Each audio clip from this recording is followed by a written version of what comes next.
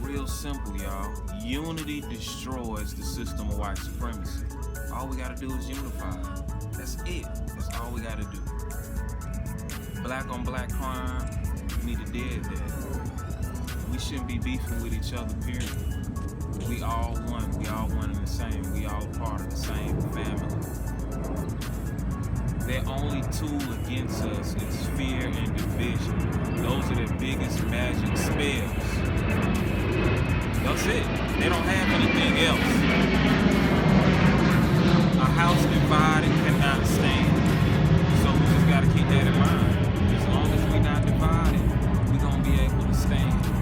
Anybody talking about division, anybody talking about light skin versus dark skin, men versus women, young versus old, East Coast versus West Coast, anybody talking about this shit, they're agents. If they're not agents, they're agents and they don't know about it. You know, they're unconscious agents. So we just gotta keep that in mind, that it's all about unity. That's all we need to be focused on. Every community, every group, every sect need to come under one flag, and we need to eventually move towards nationalism. We're not being respected because we're so many different groups. So in Atlanta, we're gonna be getting together a super truce. What do I mean by a super truce? I mean a super duper truce. That means all nations, all many nations, all groups, we're gonna come together and we're gonna unite under one flag, one common goal. But we have to have community forums to do that, where all the groups come together, speak their piece, and we show love to everybody. But the common goal is we got to uplift the black family. That's our number one priority. We can agree to disagree on everything else. Theologies, doctrines, we can disagree on those. But if we agree that we need to uplift the black family, we'll be all right.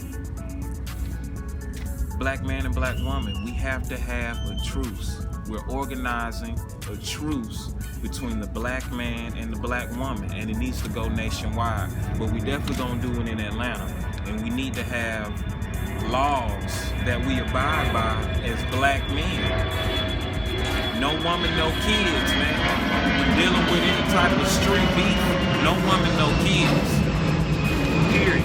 We need to protect the black woman. We need to defend the black woman at all costs. So yeah, there needs to be a truce between brothers, but we definitely have to have a truce between the black woman and black men. Put all our beef aside. I know we done dealt with some things we done had the hard way, separately. But as long as we know that we have a common enemy who has purposely done that, we'll be all right, and we can let all that other shit go. So, super truce, we having that. Community forums, under one flag, we're gonna unify and we're gonna have that. Protesters.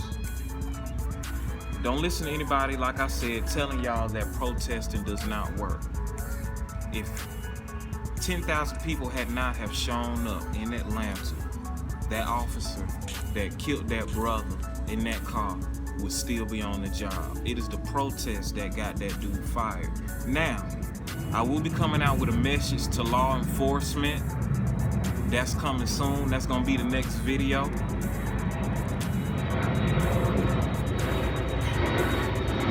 I'm gonna leave that at that, but trust me, y'all have to abide by the law, by the constitutional law. If y'all don't, you all are not officers. You are common people on the street. When you don't abide by that contract, you are no longer an officer. Period. You don't have sovereign immunity. You lose sovereign immunity as soon as you violate someone's inalienable rights, their God-given rights. And the Constitution didn't give us rights. It only protects it. The Constitution is a contract that officers are sworn to uphold. Once you violate that contract, you are no longer a peace officer. And like I said, I have a message to law enforcement coming soon. So, yeah, back to the power of protesting. Just like in the Bible, it speaks of the walls of Jericho come tumbling down. That's exactly what happens when you protest. When I was walking downtown and we was hollering no justice, no peace, I felt the echo, the reverberation bounce off the buildings and hit us back. So protesting is magic. It's higher magic. When two or more are gathered, there is power and God is present. God is present, period. But God is amplified when two or more are present. So imagine 10,000 people unifying under one common goal. That's power. And it sends a message to the world. It sends a message to the world. So if you're banging on social media, keep banging. That's also magic. That's also a form of power. You're casting a spell, a good spell. That's good magic. When you're spreading knowledge, you're giving all this wisdom to this person, to that person. The whole community is growing. It's called the Akashic Records. Do your research on that. But it's basically the universal mind.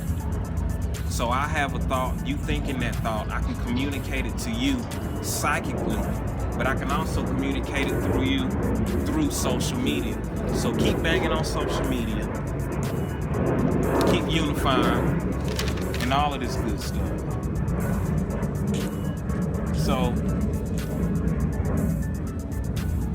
we have to privately prosecute these officers that violate the law.